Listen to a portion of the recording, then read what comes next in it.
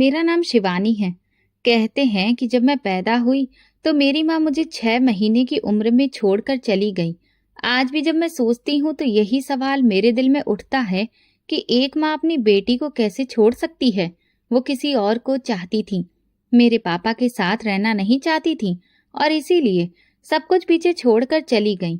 मैं बहुत छोटी थी, मुझे कुछ याद नहीं, लेकिन मोहल्ले की औरतों की बातें, रिश्तेदारों की कानाफूसी और सबसे बढ़कर मेरे पापा की आंखों की चुप्पी से मुझे सब समझ में आ जाता था। पापा ने मेरी खातिर कभी दूसरी शादी नहीं की। लोग समझाते, रिश्तेदार कहते कि अकेले जिंदगी नहीं गुजरती, मगर पापा हर बार हंसकर एक ही जवाब देते, मेरी शिवानी ही मेरे लिए काफी है, मुझे किसी की जरूरत नहीं। वो मेरे लिए माँ भी थे, बाप भी और मेरा सहारा भी। सुबह सवेरे काम पर जाते, शाम को थके हारे लौटते, लेकिन मेरे चेहरे पर हल्की सी मुस्कान देखकर उनकी सारी थकान गायब हो जाती। मैं अक्सर उनके गले लगकर पूछती, पापा आपको थकान नहीं होती? तो वो मेरा माथा चूम कर कहते, जब मेरी गुड़िया मुस्कुराती है ना तो सारी थकान चली जाती है। मैं छोटी थी मगर इतना जरूर समझती थी कि पापा की आंखों में एक गहरा दर्द छुपा है। कभी कभी रात को जब मेरी नींद टूटती तो देखती कि पापा खिड़की के पास बैठकर आसमान की तरफ देख रहे हैं। वो चुपचाप आंसू पोंछते और फिर मेरे पास आकर लेट जाते, जैसे मुझे ये एहसास भी ना होने दें कि वो अकेले हैं। लेकिन बच्चे माँ बाप के दुख बहुत जल्दी समझ जाते हैं। मेरी परवरिश चाचा के घर में हो रही थी, क्योंकि पापा अपने भाई के साथ ही रहते थे। चाचा की शादी मेरे पैदा होने के बाद हुई थी। वो भी अच्छे इंसान थे, लेकिन मेरा असली सहारा तो सिर्फ पापा ही थे। चाची ऊपर ऊपर से प्यार से बात करती, लेकिन उनकी आंखों में एक अजनबीपन रहता था। उस वक्त मैं बच्ची थी, ज्यादा समझ नहीं थी, मगर दिल में हल्की सी खटक हमेशा रहती कि ये प्यार सच नहीं है। मेरी जिंदगी का सबसे बड़ा इम्तिहान तब आया जब मैं सिर्फ 6 साल की थी। वो दिन आज भी मुझे ऐसे याद है जैसे कल की बात हो। अचानक पापा की तबीयत बिगड़ गई, सांस लेने में तकलीफ, चेहरा पीला और बदन बिल्कुल कमजोर। मुझे कुछ समझ नहीं आ रहा था। मैं रोते रोते कह रही थी, पापा आपको क्या हो रहा है? चाचा और मोहल्ले वाले सब परेशान हो गए। घर का माहौल अजीब सा हो गया। पापा को जमीन पर लेटे देखकर मेरा दिल जोर जोर से धड़कने लगता। मैं उनके पास जाकर हाथ पकड़ लेती, पापा उठो ना, मैं अकेली हो जाऊंगी। उन्होंने बहुत कमजोर आवाज में कहा, शिवानी तू मेरी बहादुर बेटी है, तू कभी अकेली नहीं होगी। वो लम्हा मेरी जिंदगी का सबसे दर्दनाक पल था। पापा ने चाचा को पास बुलाया और धीरे से कहा, भाई मेरी एक ही ख्वाहिश है, मेरी बेटी को पढ़ाना लिखाना। जैसे मैंने तेरी जिम्मेदारियां पूरी की, वैसे ही मेरी बेटी की जिम्मेदारी तेरी है। उसके सपने अधूरे मत छोड़ना। मैं ये बातें सुन रही थी और मेरे दिल पर वो ऐसे छप गईं कि आज तक मिट नहीं पाई। पापा के होंठ कांप रहे थे, आंखों में नमी थी, लेकिन आखिरी सांस तक भी वो सिर्फ मेरे बारे में सोच रहे थे। चाचा ने उनका हाथ पकड़कर कहा, भाई बेफिक्र रहना, शिवानी मेरी अपनी बेटी जैसी रहेगी। लेकिन मैं जानती थी कि कोई भी अपनी औलाद के बराबर नहीं होता। फिर भी पापा के चेहरे पर उस वक्त सुकून था। उन्होंने मेरी तरफ देखा, हल्की सी मुस्कान दी और कहा, शिवानी तू बहुत बहादुर है, याद रखना पढ़ाई ही तेरा सबसे बड़ा सहारा बनेगी। उनके ये शब्द आज भी मेरे कानों में गूंजते हैं। मैं उनके पास बैठकर रोती रही, उनके हाथ पकड़कर बैठी रही, लेकिन किस्मत ने मेरा सब कुछ छीन लिया। वो वक्त आ ही गया जब मेरा सबसे कीमती रिश्ता, मेरे पापा, मुझे हमेशा के लिए छोड़कर चले गए। मेरे चारों तरफ शोर था, औरतों की रोने की आवाजें, मर्दों की भाग दौड़, चाची की आवाज, चाचा के आंसू, लेकिन मुझे कुछ सुनाई नहीं दे रहा था। मेरे दिल में सिर्फ एक ही बात गूंज रही थी, मेरी बेटी को पढ़ाना, उसका ख्याल रखना। पापा की आखिरी बातें मेरे दिल पर ऐसे छप गईं जैसे पत्थर पर लकीर। उस दिन मुझे लगा कि मेरा बचपन मुझसे छीन लिया गया। खेलने की उम्र में मैं अनाथ हो गई थी। रात को जब सब सो गए तो मैं अकेली कोने में बैठी रही। मेरा दिल कह रहा था कि अभी दरवाजा खुलेगा, पापा आएंगे और मुझे गोद में उठा लेंगे, लेकिन दरवाजा बंद ही रहा। मैंने आंखें बंद की तो फिर से पापा की आवाज कानों में गूंजी, मेरी बेटी बहादुर है, पढ़ाई ही उसका सहारा होगी।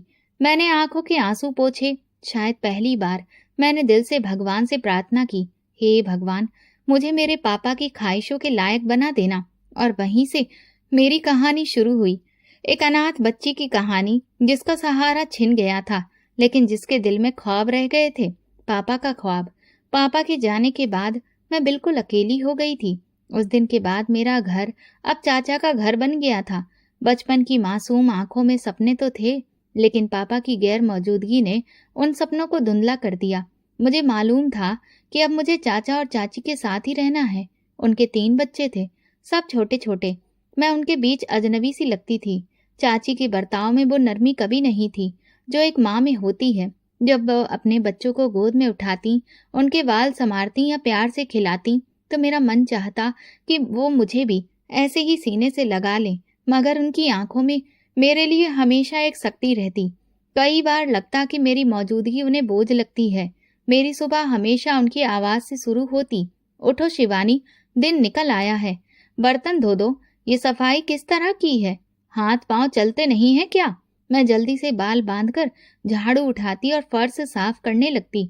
मुझे याद है, एक बार मैंने झाड़ू थोड़ी देर से लगाई तो चाची गुस्से से बोली, काश तुम्हारी माँ तुम्हें अपने साथ ले जाती, कम से कम मेरा घर इस बोझ से तो बच जाता। मैंने चुपचाप सिर झुका लिया। जवाब देने की हिम्मत मुझ में कभी नहीं थी। दिन भर के छोटे छोटे काम मेरे हिस्से में आते, कभी पानी भरना, कभी बच्चों के बिस्तर बदलना, कभी बाजार से सब्जी लाना। अगर जरा सा भी देर हो जाती तो डांट पक्की थी। एक दिन बारिश हो रही थी और मुझे सब्जी लाने भेजा गया। भीगते भीगते मैं घर लौटी, हाथ कांप रहे थे, लेकिन जैसे ही मैंने थैला रखा, चाची बोली, ये सब्जी गीली क्यों है, अकल नहीं है तुम में? मैं रोने लगी, मगर उन्होंने पलट कर भी नहीं देखा। चाचा बिल्कुल अलग थे। वो जब शाम को काम से लौटते तो मुझे देखकर पूछते, मेरी बेटी ने आज क्या किया? मैं धीरे से बताती। चाची ने बर्तन धुलवाए, सफाई करवाई। वो मेरे सिर पर हाथ फेरते और मुस्कुराकर कहते, मेरी बहादुर बेटी है ना, सब कुछ कर लेगी। एक बार मैं तेज बुखार में थी, बदन कांप रहा था, लेकिन चाची ने फिर भी कहा, खिड़की के पास कपड़े पड़े हैं, जाकर सुखा दो। मैं धीरे धीरे कपड़े फैलाने गई। हाथ कांप रहे थे, कदम लड़खड़ा रहे थे। अचानक मैं गिर गई। शोर सुनकर चाचा बाहर आए। उन्होंने फौरन मुझे उठाया और गुस्से में बोले, ये क्या हाल बना दिया है तुमने बच्चे का? चाची ने कंधे उचकाते हुए कहा, हमारी औलाद के साथ बराबर रखा है, और क्या करें? चाचा गुस्से से बोले, ये मेरी बेटी है, इसका ख्याल रखना भी तुम्हारी जिम्मेदारी है। उस दिन पहली बार मैंने महसूस किया कि चाचा सच में मेरे साथ हैं। उनकी बातें मेरे दिल को सुकून देती थीं। चाची के रवैये में कोई फर्क नहीं आया। मुझे हमेशा अलग थलग रखा जाता। खाने के वक्त भी अक्सर ऐसा होता कि अपने बच्चों को अच्छा खाना देती और मेरे हिस्से में बचा कुचा डाल देती। मैं चुपचाप खा लेती। कभी कभी चाचा कमरे में आते और धीरे से कहते, ये लो तुम्हारे लिए लाया हूँ, और मेरे हाथ में कोई फल या मिठाई रख देते। मैं खुश हो जाती, मगर साथ ही समझ जाती कि चाचा की ये नरमी चाची को बिल्कुल पसंद नहीं। एक दिन मोहल्ले की औरतें घर आई थीं। सब अपने बच्चों की तारीफ कर रही थीं। चाची ने फक्र से अपने बेटे को सबके सामने बुलाया और बोली, देखो मेरा बेटा कितना तेज है। फिर एक औरत ने मुझसे पूछा, और बेटी तुम क्या करती हो? मैंने हिचकिचाते हुए बोली, मैं पढ़ती हूँ। चाची फौरन बोली, पढ़ती है क्या? बस किताबें खराब करती है, सारा दिन बोझ बनी रहती है। मोहल्ले की औरतें मुस्कुरा दी, लेकिन मेरा दिल टूट गया। मुझे स्कूल भेजने की जिद चाचा ने की थी। वो कहते, मेरे भाई ने वादा लिया था, मैं इसे पूरा करूंगा। इसी वजह से मैं स्कूल जाती, मगर वापसी पर घर के सारे काम मेरा इंतजार करते। मैं किताबें एक तरफ रखती और झाड़ू, बर्तन, सब्जी सब मेरे जिम्मे होता। चाचा अक्सर मुझे समझाते, बेटी मेहनत से डरना नहीं, पढ़ाई कभी मत छोड़ना, यही तुम्हारा असली सहारा है। मैं दिल ही दिल में अपने पापा के शब्द याद करती। चाची के बच्चे हमेशा मुझसे अलग रहते। खेलने के वक्त भी मुझे अपने साथ नहीं रखते।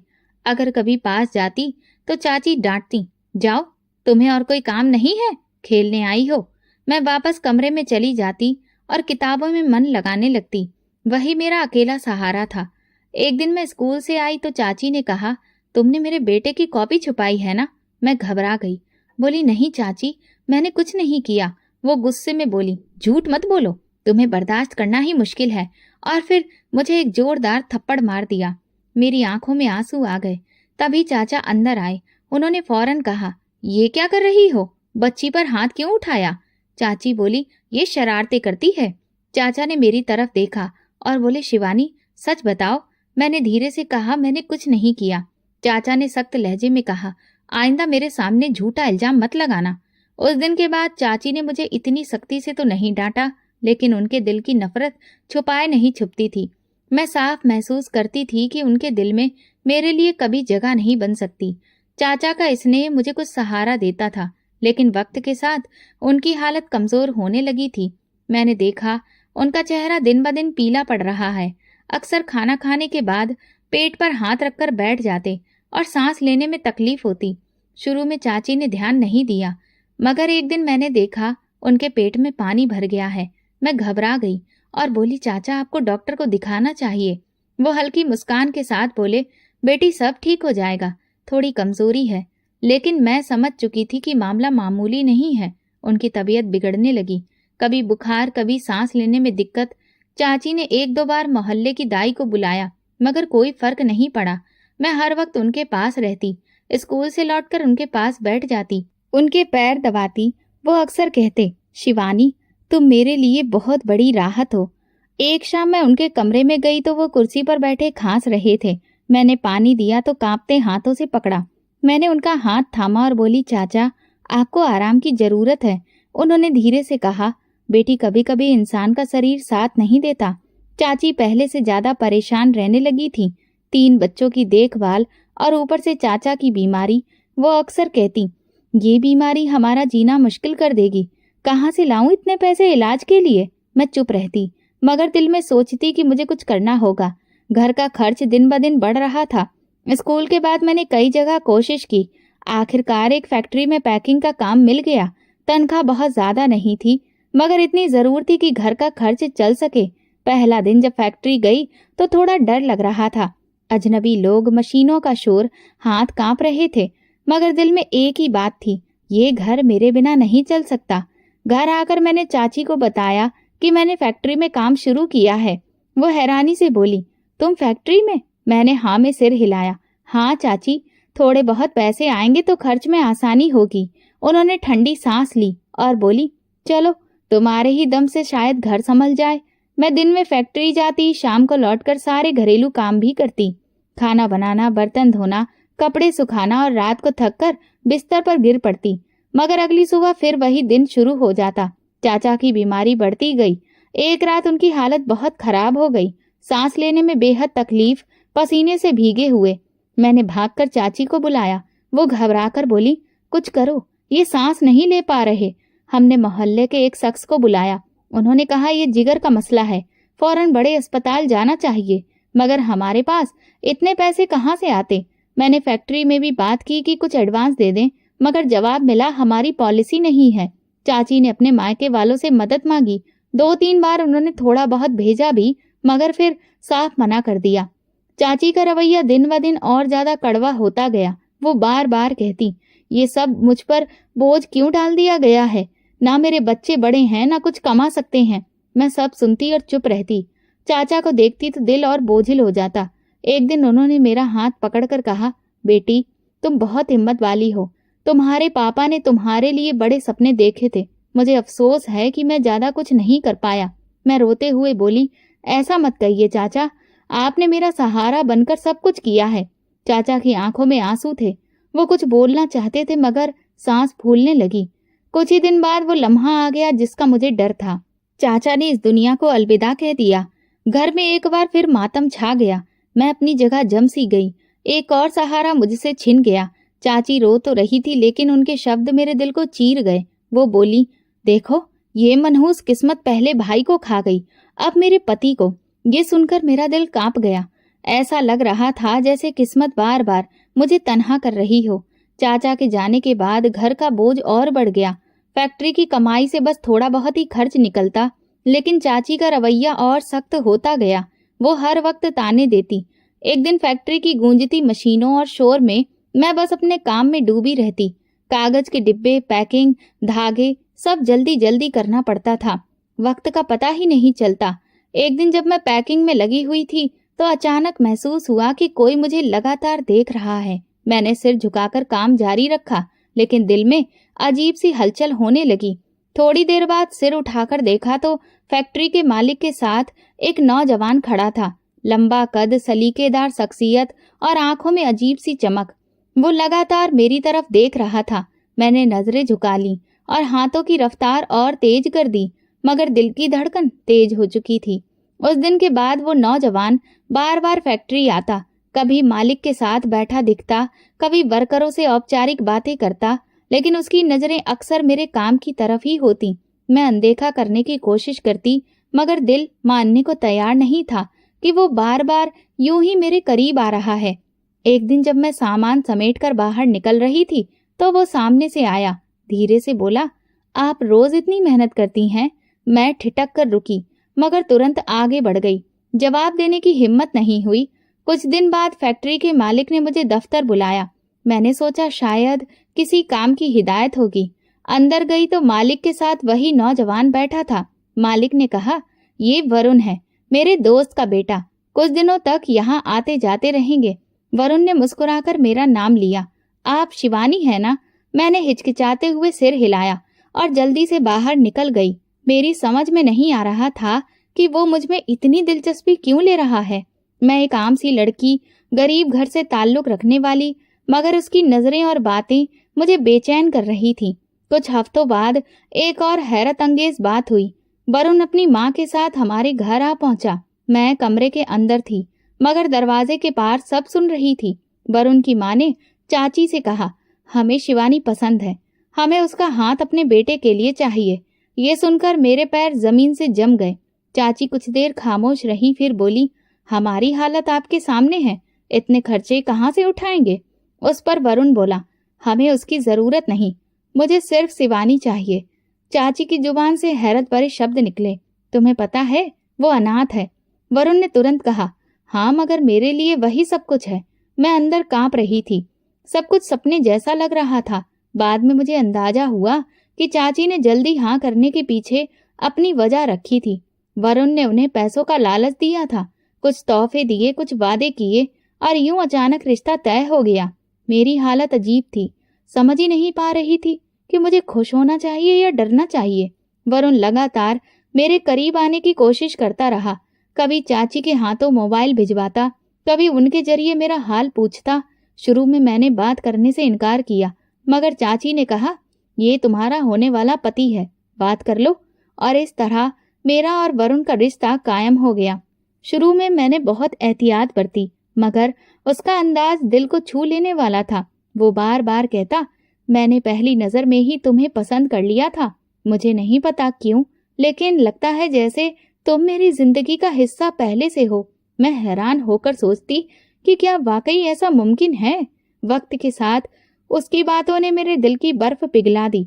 वो कभी मेरी तन्हाई की बात करता, कभी मेरे दुख को समझता। एक दिन फोन पर बोला, शिवानी, तुम्हें शायद लगता है कि तुम अकेली हो, लेकिन अब मैं हूँ। मैं तुम्हें कभी अकेला नहीं छोड़ूंगा। मेरी आंखों में आंसू आ गए। वो शब्द मेरे दिल के जख्मों पर मरहम बन गए। चाची ने भी देख लिया कि अब मैं खामोश नहीं रहती। मेरे अंदर उम्मीद जग गई थी। वो अक्सर ताने देती, देखना, ये लड़की भी अपनी माँ पर जाएगी। खूबसूरत तो है, मगर किस्मत, भगवान ही भला करे। मैं सुनती रहती, मगर अब मेरे अंदर एक नया हौसला पैदा हो गया था। वरुण जिद्दी भी था। एक बार उसने कहा, मैं चाहता हूँ कि हमारी शादी जल्दी हो, ज्यादा इंतजार नहीं कर सकता। मैंने हिचकिचाते हुए कहा, चाची को मनाना होगा। वो हंसकर बोला, मैं कर लूंगा, बस तुम हाँ कह दो। मेरी जिंदगी के अंधेरों में पहली बार रोशनी नजर आने लगी थी। मैंने दिल ही दिल में कहा, शायद यही वो सहारा है जिसका वादा मेरे पापा ने किया था। वरुण के साथ मेरा रिश्ता तय होते ही शादी की तैयारी शुरू हो गई। घर में रौनक थी, हलचल थी, लेकिन चाची के रवैये में वही पुरानी कड़वाहट मौजूद रही। एक दिन जब मैं शादी का जोड़ा देखने बैठी, तो उन्होंने तंज कसते हुए कहा, हाँ भाई, किस्मत देखो, गरीब की बेटी को भी सोने का मुंह देखना नसीब हो गया। मैंने सर झुका लिया। दिल खुश होना चाहता था, लेकिन हर बात एक पुराना जख्म कुरेद देती थी। शादी का दिन आखिरकार आ ही गया। मोहल्ले भर की औरतें जमा थीं। मेरे दिल में खुशी और डर दोनों साथ साथ थे। स्टेज पर जब वरुण मेरे पास आकर बैठा, तो उसने धीरे से कहा, डरो मत, अब सब कुछ बदल जाएगा। उसके वो शब्द मेरे दिल में उम्मीद जगा गए। शादी की रस्में हुई, आशीर्वाद मिला, लेकिन विदाई के वक्त चाची ने मेरे कान में धीरे से कहा, याद रखना, इस घर के दरवाजे तेरे लिए हमेशा बंद रहेंगे। अगर कभी वापस आने की कोशिश की तो जगह नहीं मिलेगी। मैंने उनकी आंखों में नफरत देखी और चुपचाप आगे बढ़ गई। दिल भारी था, लेकिन वरुण के साथ नई जिंदगी की शुरुआत का सपना मुझे संभाले हुए था। शादी के बाद के दिन जल्दी गुजर गए। रस्में, मेहमानों का आना, नए रिश्तों की पहचान, सब चल रहा था, लेकिन ये खुशी ज्यादा दिन टिक नहीं पाई। शादी के तीसरे दिन ही वरुण ने कहा, मुझे वापस दुबई जाना होगा, बिजनेस के कुछ जरूरी काम है। मेरी सांस रुक सी गई। मैंने कहा, अभी तो शादी हुई है, इतनी जल्दी? वरुण ने मेरा हाथ पकड़कर कहा, यकीन करो, ये मजबूरी है। जैसे ही काम संभलेंगे तुम्हें भी अपने पास बुला लूंगा। मैंने आंखों में आंसू रोककर मुस्कुराते हुए कहा, मैं इंतजार करूंगी। यूं मेरी नई जिंदगी की शुरुआत जुदाई से हुई। वरुण चला गया और मैं उसके घर में अपनी सास और देवर अरुण के साथ रहने लगी। सास का रवैया शुरू में अच्छा था। वो मुझे प्यार से बहू कहकर बुलाती, बातें करती। मैं भी उनका दिल जीतने की कोशिश करती, घर के काम संभालती, खाना बनाती, लेकिन दिल में वरुण की याद हर वक्त मुझे अकेला कर देती। इसी दौरान मैंने अरुण के बर्ताव में अजीब बातें महसूस की। वो मुझसे जरूरत से ज्यादा बचता, कभी मुझे देखते ही घबरा जाता, कभी नजरें चुरा लेता। एक रात मैं कमरे में पानी लेने गई तो देखा वो आंगन में कुछ घसीट रहा था। मेरे कदम रुक गए। मैंने कहा, अरुण, ये क्या कर रहे हो? वो चौंक कर पीछे मुड़ा। चेहरे पर घबराहट साफ थी। जल्दी से बोला, कुछ नहीं, बस पुराना सामान बाहर रख रहा हूँ। फिर फटाफट वहां से हट गया। मेरी आंखों में सवाल थे, लेकिन मैंने कुछ नहीं कहा। अगले दिन वरुण से फोन पर बात हुई तो उसने मेरी आवाज में झिझक महसूस की। उसने पूछा, क्या हुआ शिवानी, परेशान लग रही हो? मैंने हिचकिचाते हुए कहा, कल रात अरुण को कुछ घसीटते देखा, जैसे कुछ छुपा रहा हो। वरुण कुछ देर खामोश रहा, फिर बोला, तुम चिंता मत करो, मैं अरुण से खुद बात करूंगा। उसके बाद मेरा दिल और भी बेचैन हो गया। अरुण के बर्ताव में कुछ छुपा हुआ जरूर था। वो घर में खामोश रहता, लेकिन उसकी आंखों में अजीब सी बेचैनी थी। वरुण के जाने के बाद दिन धीरे धीरे गुजर रहे थे। मैंने खुद को उसके इंतजार में व्यस्त कर लिया।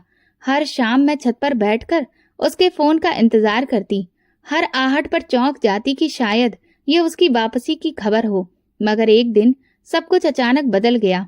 वो दिन आम ही था। मैंने सास के साथ नाश्ता बनाया, घर के काम निपटाए। दोपहर को फोन की घंटी बजी। नंबर देखा तो अरुण का था। मैंने फोन उठाया। हेलो अरुण भाई, सब ठीक है? अरुण की आवाज कांप रही थी, जैसे सांस फूल रही हो। बोला, शिवानी, मुझे नहीं पता कैसे कहूँ, वरुण भाई का एक्सीडेंट हो गया है। मेरे हाथ से फोन लगभग गिर गया। मैंने घबराकर कहा, क्या? कैसा एक्सीडेंट? आप झूठ बोल रहे हैं ना? दूसरी तरफ से अरुण की रुंधी हुई आवाज आई। काश ये झूठ होता, लेकिन सच है, वो नहीं रहे। मेरे चारों तरफ सब कुछ घूमने लगा, जमीन जैसे पैरों तले से खिसक गई हो। मेरी जुबान पर सिर्फ एक ही शब्द आया, नहीं। और फिर मैं चीख पड़ी। सास भाग कर आई, बोली, क्या हुआ? कौन था फोन पर? मैंने रोते हुए कहा, वरुण। वरुण अब इस दुनिया में नहीं रहा। सास का चेहरा देखने लायक था। चंद लम्हे वो पथराई खड़ी रही, फिर अचानक उनकी आंखों में गुस्सा उतर आया। वो मेरा बाजू पकड़कर झंझोड़ते हुए बोली, मैं जानती थी कि तू मनहूस है। अभी हफ्ता भी पूरा नहीं हुआ और मेरा बेटा खा गई। मैंने हाथ जोड़कर कहा, माँ जी, मैंने क्या कसूर किया? ये सब भगवान का फैसला है। वो और भी भड़क गई। चुप कर, जब तू पैदा हुई तो तेरी माँ घर छोड़कर चली गई, फिर तेरे बाप की मौत हो गई, फिर तेरे चाचा की, और अब मेरा बेटा। सब कुछ खा गई तू। मैं उनके पैरों में गिरकर रोने लगी। माँ जी, ऐसा मत कहो, मैं भी तो आपके बेटे के साथ जीना चाहती थी, लेकिन वो किसी तरह सुनने को तैयार न थी। उन्होंने मेरा गिरेबान पकड़ा और जोर से धक्का दे दिया। तू मनहूस है, तू बदकिस्मत है कि जीती जागती मिसाल है। तो जैसी लड़की को इस घर में लाना ही मेरी सबसे बड़ी गलती थी। मेरे कानों में शोर गूंजने लगा। बाहर मोहल्ले की औरतें इकट्ठी होने लगी। किसी ने मेरा हाथ पकड़कर कहा, बस कर दो बहन, ये भी तो बेचारी है। मगर माँ जी ने झटक कर कहा, मत कहो बेचारी, ये सब इसी की बदकिस्मती है। उन्होंने मेरे बाल पकड़कर मुझे खींचा और जमीन पर पटक दिया। मेरे हाथ जख्मी हो गए, सर चकरा गया, मगर मेरी जुबान पर सिर्फ एक ही बात बार बार आ रही थी, मेरा पति, मेरा वरुण। रात को मैं अकेली अंधेरे कमरे में बैठी रही। बाहर माँ जी के रोने और मातम की आवाजें आ रही थीं। मेरा दिल चाह रहा था कि चीख चीख कर दुनिया को बताऊं कि मैं कसूरवार नहीं हूँ, मगर आवाज गले में अटक गई। वरुण के जाने के बाद मेरा सहारा टूट चुका था और अब माँ जी के ताने और गुस्सा बर्दाश्त करना किसी सजा से कम नहीं था। दिन गुजरते जा रहे थे, लेकिन उनकी नफरत कम होने की बजाय और बढ़ रही थी। वो बार बार मुझे ताना देती, तू ही मेरे बेटे की मौत का कारण है। अगर तू इस घर में ना आती तो आज मेरा बेटा जिंदा होता। एक दिन उन्होंने मेरे सामने जेवर का डिब्बा रखा, वही जेवर जो वरुण ने मुझे शादी पर दिए थे। उनकी आंखों में गुस्सा और नफरत साफ झलक रही थी। ये सब मेरे बेटे का दिया हुआ है, तेरे पास रखने का कोई हक नहीं। अभी कभी ये सब उतार कर मुझे दे दे। मैंने रोते हुए कहा, माँ जी ये मेरे पति की आखिरी निशानी है, इसे मत छीनो। वो जोर से चिल्लाई, निशानी चाहिए या घर चाहिए? अगर यही चाहिए तो यहीं रहकर मेरे बेटे की मौत का मातम मना, मगर मेरे घर में ये जेवर तुझे रखने नहीं दूंगी। उन्होंने मेरे हाथ पकड़कर कड़ी और अंगूठी जबरदस्ती उतार लिए। मैं कुछ ना कर सकी। उस वक्त मैंने महसूस किया कि अब इस घर में मेरी कोई जगह नहीं बची। रात को जब सब सो गए तो मैंने दिल ही दिल में फैसला किया। मैं कमरे में गई, माँ जी की अलमारी खोली और धड़कते दिल के साथ अपने जेवर का डिब्बा तलाश किया। जाने कहाँ से हिम्मत आई, मगर मैंने सब इकट्ठा किया और एक छोटे से बैग में डाल लिया। मेरी सांसें तेज हो रही थीं, कदम कांप रहे थे। दिल कह रहा था कि अगर माँ जी ने देख लिया तो वो मुझे जान से मार देंगी। मैंने बैग कंधे पर डाला और धीरे धीरे दरवाजा खोलकर बाहर निकल गई। गली सुनसान थी, अंधेरा था। मैंने एक बार पलटकर उस घर को देखा जिसे मैंने अपना घर समझा था, मगर अब वहां मेरे लिए सिर्फ नफरत रह गई थी। मैंने शहर छोड़ने का फैसला किया। बस अड्डे तक पहुंची। रात के पिछले पहर कुछ लोग बैठे थे। दिल पर पत्थर रखकर टिकट लिया और दूसरे शहर का सफर शुरू कर दिया। गाड़ी के शोर में आंखें बंद हो गईं, मगर नींद कहाँ आती। सिर्फ वरुण की याद और माँ जी की आवाज गूंजती रही, निकल जा मनूस। नए शहर पहुंचकर सब कुछ अजनबी लगा। कोई रिश्तेदार नहीं, कोई पहचान नहीं। एक छोटे से मोहल्ले में किराए पर कमरा लिया। जो जेवर साथ लाई थी उसमें से एक बेच दिया ताकि किराया और कुछ जरूरी सामान ले सकूं। दिल में यही था कि अब अपनी जिंदगी खुद बनानी है। शहर की गलियों में घूमते हुए मैंने सोचा, अब क्या करूं? पढ़ाई तो ज्यादा नहीं थी, मगर खाना बनाने में हमेशा अच्छी रही थी। यही मेरा एक सहारा बन सकता था। मैंने दुकानदारों से बात की, भाई अगर मैं घर का खाना बनाकर लाकर दूं तो आप लोग खरीद लोगे? एक ने हंसते हुए कहा, बहन यहाँ पहले ही कई लोग ये काम कर रहे हैं। लेकिन दूसरे ने तरस खाकर कहा, ले आओ, अगर अच्छा हुआ तो खरीद लेंगे। ये मेरे लिए पहली उम्मीद थी। मैंने कमरे में थोड़ा सा राशन खरीदा और खाना तैयार किया, सादी दाल, रोटियां और सब्जी। अगले दिन एक दुकान पर जाकर दिया। शाम को दुकानदार ने कहा, खाना अच्छा था, कल भी ला देना। ये सुनकर मेरी आंखों में खुशी के आंसू आ गए। मैंने सोचा यही मेरा रास्ता होगा। मेरे कमरे में चूल्हा दिन रात जलने लगा। सुबह जल्दी उठकर मैं सब्जी काटती, दाल भिगोती, आटा गूंथती और जल्दी जल्दी खाना तैयार करती। फिर छोटे छोटे डिब्बों में भरकर बैग में रखती और मोहल्ले की दुकानों पर पहुंचाती। शुरू में दुकानदार बस थोड़े डिब्बे लेते। एक ने कहा, बहन अगर ग्राहकों को पसंद आया तो कल और ले लूंगा। दूसरे ने कहा, खाना साफ सुथरा होना चाहिए वरना लोग शिकायत करेंगे। मेरा दिल जोर से धड़क रहा था कि कहीं लोग मना न कर दें। मगर अगले दिन जब दोबारा दुकान पर गई तो दुकानदार मुस्कुराते हुए बोला, तुम्हारा खाना सबको बहुत पसंद आया, आज 10 डिब्बे देना। ये सुनकर मेरा दिल खुशी से भर गया। मैंने दुकान पर डिब्बे रखे और लौटते वक्त सोचा, भगवान ने चाहा तो ये काम आगे बढ़ता जाएगा। कुछ ही दिनों में दूसरी दुकानों से भी ऑर्डर आने लगे। अब तो मुझे सुबह बहुत जल्दी उठकर ज्यादा खाना तैयार करना पड़ता। रात को ही सब मसाले काट कर सब्जी वगैरह तैयार करके रख देती और सुबह बस पकाना शुरू कर देती। हाथों पर छाले पड़ने लगे थे, लेकिन दिल के अंदर नया जोश था। काम बढ़ने के साथ साथ मैं खुद को पहले से कहीं ज्यादा मजबूत महसूस करने लगी थी। अब मुझे ये फिक्र नहीं रहती थी कि कल का दिन कैसे गुजरेगा। मैंने हिसाब किताब लिखने के लिए एक छोटी कॉपी रख ली थी। कमरे के कोने में बैठकर पैसे गिनती और सोचती, आज इतने कमाए, कल भगवान ने चाहा तो और ज्यादा होंगे। वक्त के साथ मेरा नाम पूरे मोहल्ले में फैलने लगा।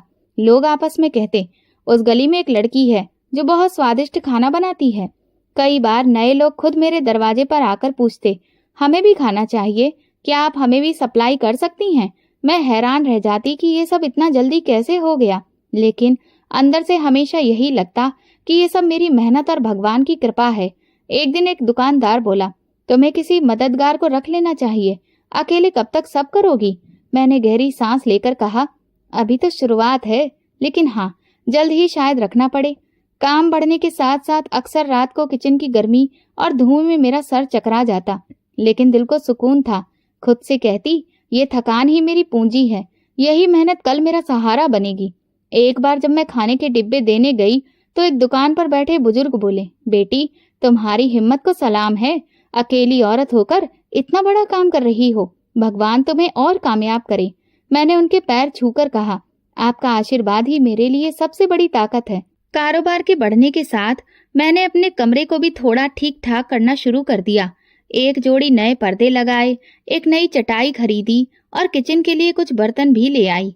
ये सब मेरे लिए किसी सपने से कम नहीं था। कई बार शाम को मोहल्ले की औरतें मेरे पास बैठने आ जाती। एक ने कहा, अरे हैरानी होती है कि तुम अकेली होकर इतना कर लेती हो। मैंने मुस्कुराते हुए जवाब दिया, जब सहारा कोई ना हो तो इंसान खुद ही अपना सहारा बन जाता है।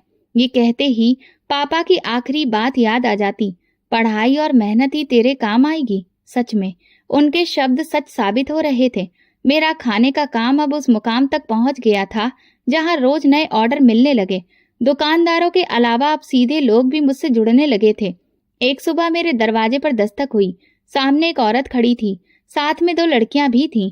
उनके हाथ में लिस्ट थी। वो बोली, तुम्हारी बहुत तारीफ सुनी है, हमारे घर एक बड़ी शादी है, सारा खाना तुम्हें ही बनाना होगा। मैं सन्न रह गई, दिल तेजी से धड़कने लगा। इतना बड़ा ऑर्डर पहली बार मिला था। औरत बोली, हजारों मेहमान आएंगे, खाना लाजवाब होना चाहिए। मेरे हाथ कांप रहे थे। जब मैंने लिस्ट पकड़ी और धीरे से बोली, जी भगवान की मर्जी से सब अच्छा होगा।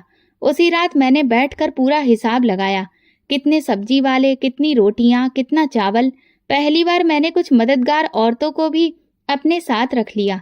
दिल में खुशी थी कि भगवान ने मेरी मेहनत का फल दिया है, लेकिन साथ ही डर भी था कि कहीं मैं इतना बड़ा काम बिगाड़ ना दूं।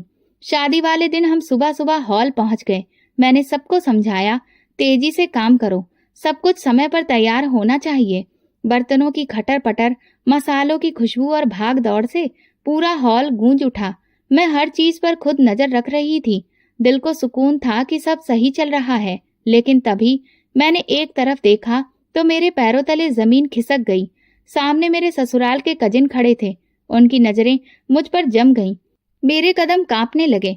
दिल कह रहा था, अगर इन्हें मेरी पहचान हो गई तो सीधे बात मेरे ससुराल के घर तक पहुंच जाएगी। मैंने झट से नजरें झुका ली और काम में लग गई, लेकिन अंदर का डर बढ़ता जा रहा था। थोड़ी देर बाद मैंने फिर चारों तरफ देखा। अब वहां सिर्फ वही कजिन नहीं, बल्कि कई और ससुराली रिश्तेदार भी नजर आ गए। मैं मन ही मन भगवान से दुआ करने लगी, हे भगवान मुझे बचा लो। मैं और तेजी से काम में घुस गई ताकि कोई मुझसे बात ही ना करे, लेकिन दिल का बोझ भारी होता जा रहा था। अचानक मेरी नजर स्टेज पर पड़ी, जहां दूल्हा दुल्हन बैठने वाले थे। जैसे ही मैंने दूल्हे के चेहरे पर नजर डाली, मेरी सांसें रुक गईं। वो चेहरा, वो तो मेरे वरुण का था। मेरे हाथ से डिब्बा छूट गया और सारा खाना जमीन पर बिखर गया। मैंने बार बार आंखें मलकर देखा। हाँ, वो वरुण ही था जिसको मैं मर चुका समझ चुकी थी। मेरे होठों से अपने आप निकला, ये तो मेरा वरुण है। चारों तरफ शोर था, लेकिन मुझे कुछ सुनाई नहीं दे रहा था। सब धुंधला लग रहा था।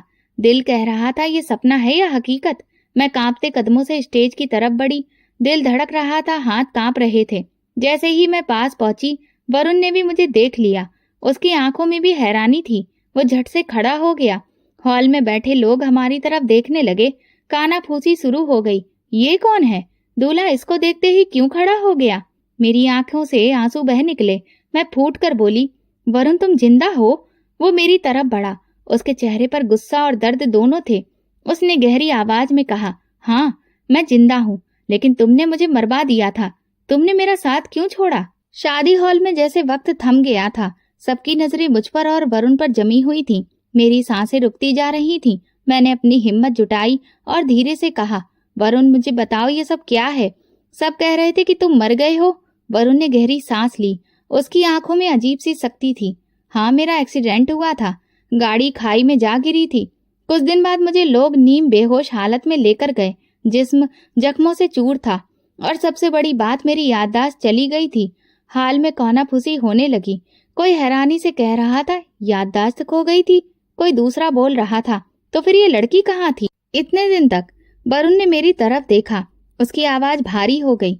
मैं भूल गया था कि मैं कौन हूँ, मेरा घर कहाँ है। लेकिन जैसे जैसे वक्त गुजरा मुझे कुछ कुछ याद आने लगा। मैंने वापस सबको ढूंढने की कोशिश की, मगर तुम कहाँ थी? तुम क्यों गायब हो गई?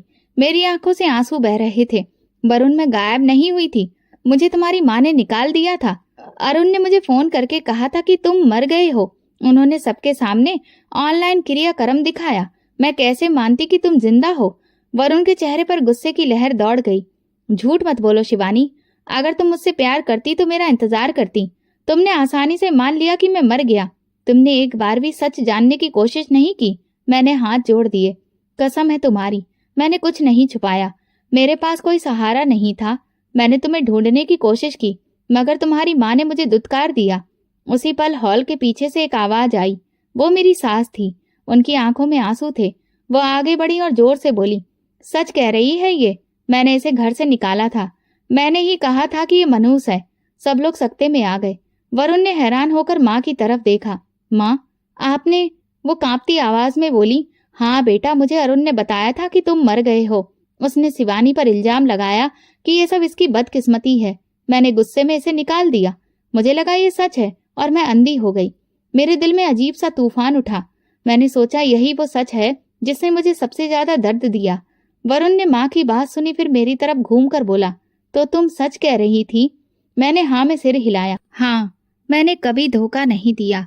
मैं तो आज तक तुम्हारे नाम पर जी रही हूँ। मगर तभी अरुण भी आगे बढ़ा।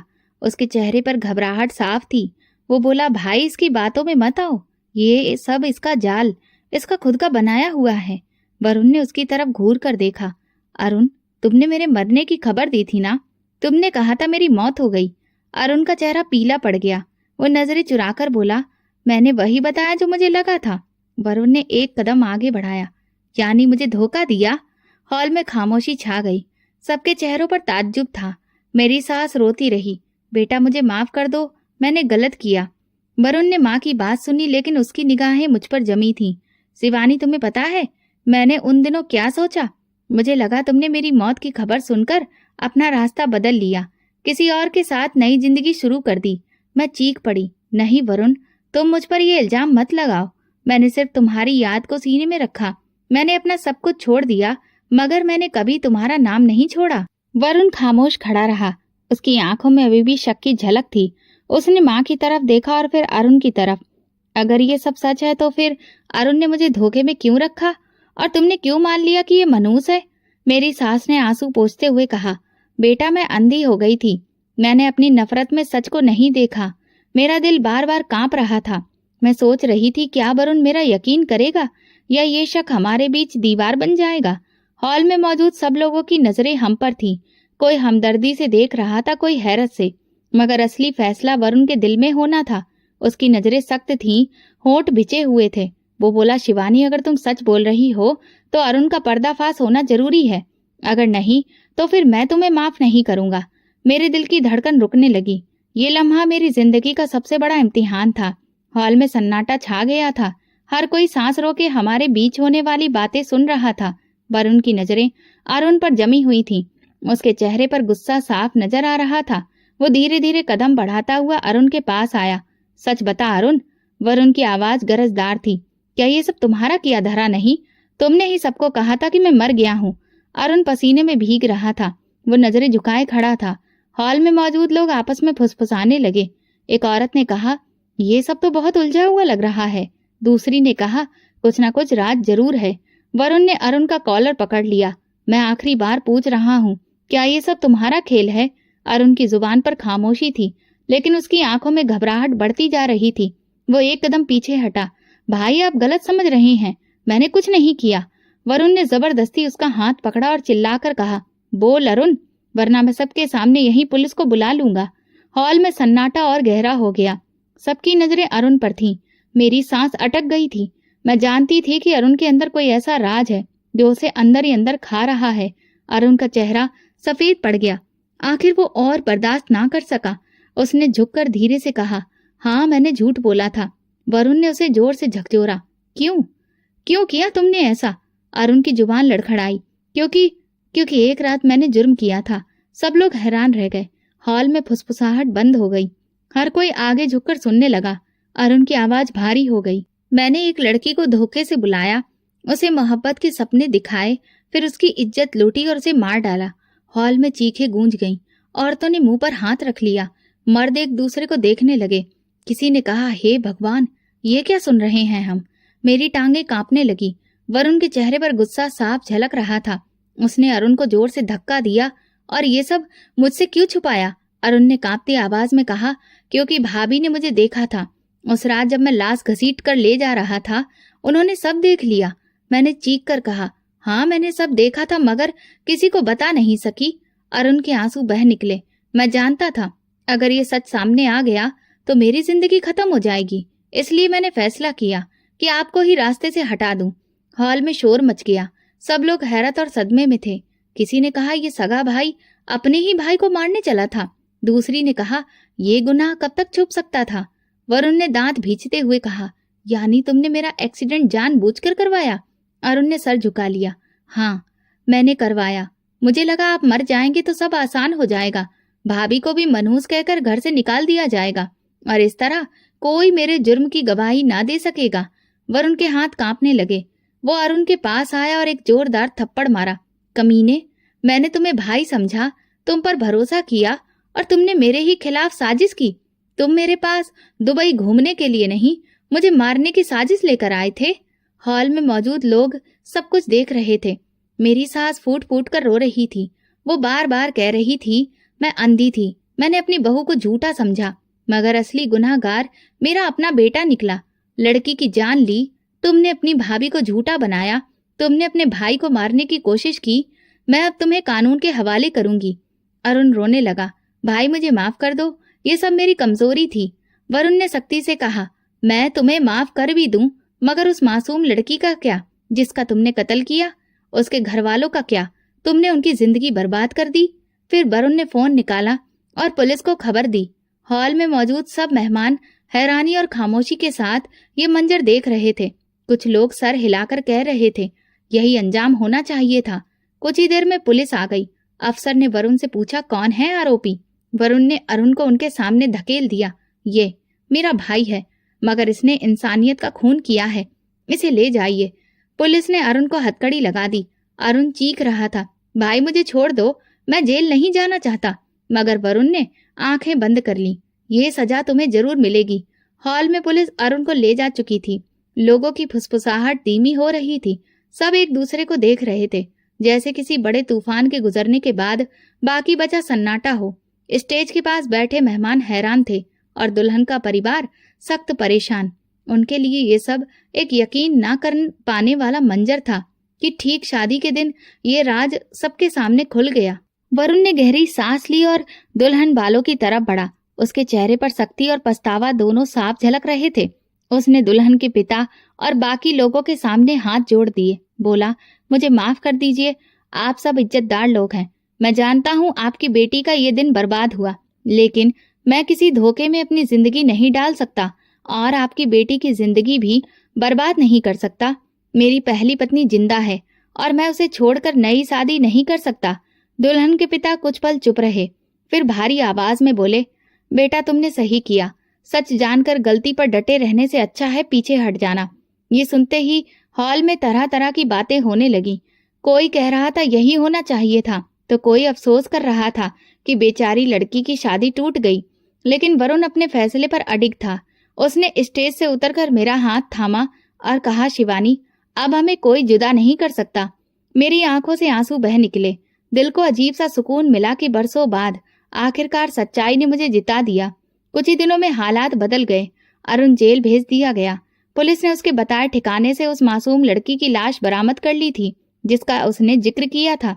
अदालत में मुकदमा चला और उसे सख्त सजा सुनाई गई। परिवार सदमे में था कि उनका अपना बेटा ही कातिल निकला। मेरी सास इस सदमे को झेल नहीं सकी।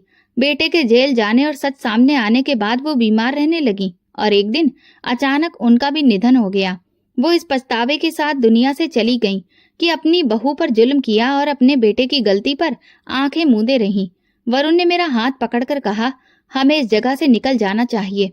ये शहर हमें हमेशा बीते हुए दर्द की याद दिलाता रहेगा। मेरे बिजनेस के सिलसिले में मुझे दुबई जाना है। अब तुम भी मेरे साथ चलोगी?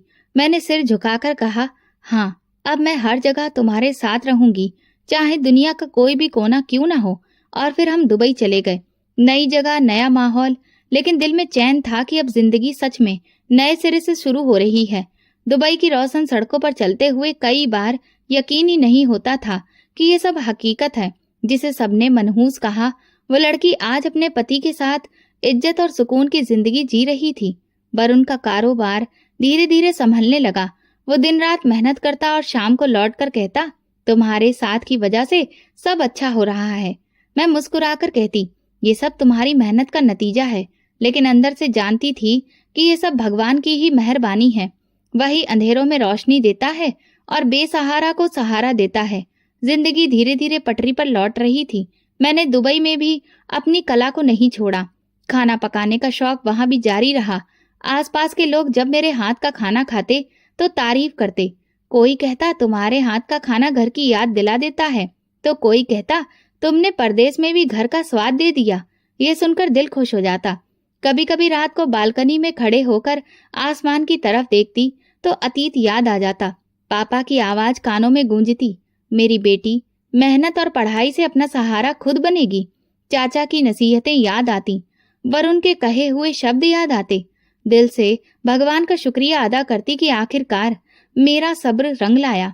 वरुण मेरे पास बैठता और कहता, शिवानी, मैंने तुम पर शक करके बड़ी गलती की थी, लेकिन अब मैं वादा करता हूँ कि जिंदगी के किसी भी मोड़ पर तुम्हें अकेला नहीं छोड़ूंगा।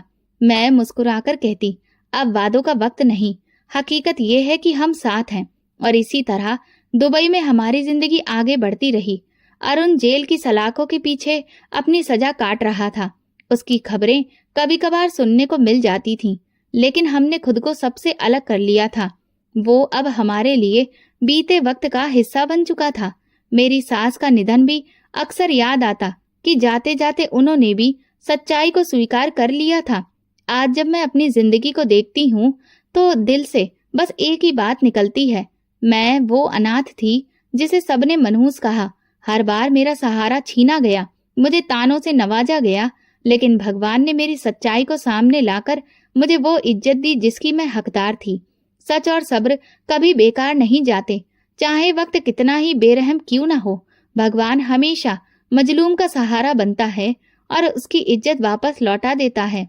तो दोस्तों, अगर आपको हमारी ये कहानी पसंद आई हो तो कमेंट करके जरूर बताएं। वीडियो को लाइक करें और ज्यादा से ज्यादा शेयर करें। अगर आप चैनल पर नए हैं तो सब्सक्राइब जरूर करें और नोटिफिकेशन बेल दबाएं ताकि अगली अपडेट सबसे पहले आपको मिले। धन्यवाद।